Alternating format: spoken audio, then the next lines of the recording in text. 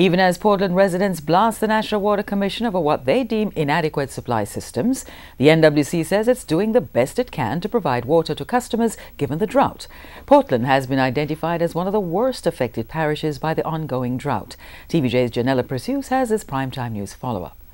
Rivers and wells abound, but in the taps of many Portland residents, nothing. The people complain that prior to the drought, the NWC water supply systems have been failing them. They've been relying on rainwater harvesting for their daily supply, but the rains have stopped. It's going on for over about 7 years now, right?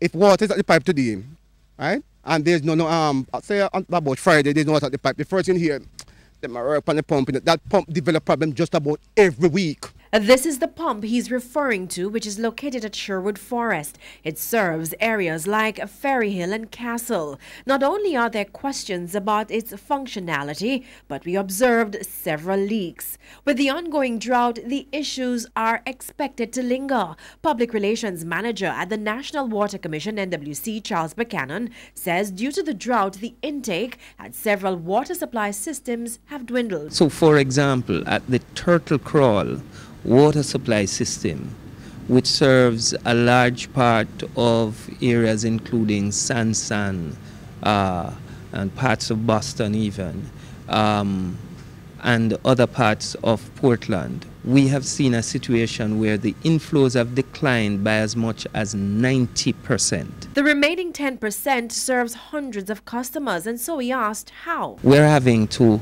stop pumping operations at the Turtle Call source for several hours each day to allow the limited inflows coming in to build up in the storage area, so that, and then when it builds up to a certain level, we restart pumping operations. And within a matter of hours, the water in the storage is back down to near zero, and we are forced to stop. And this is what we have been forced to do over the course of the last few weeks with the severe conditions. Where the NWC cannot manipulate the system to provide water, we were told that it will be trucked to the affected communities. We also brought to Mr. Charles's attention the quality of the water coming from the pipe. This is how one resident best described it. Car right now we moly. And if you see it no clean, they know. What I have been advised as well is that whilst the bacteriological quality of the water is okay, the issue regarding its aesthetics and the presentation of it is certainly below standard and not what we want it to be. Janella Pursues, TVJ News.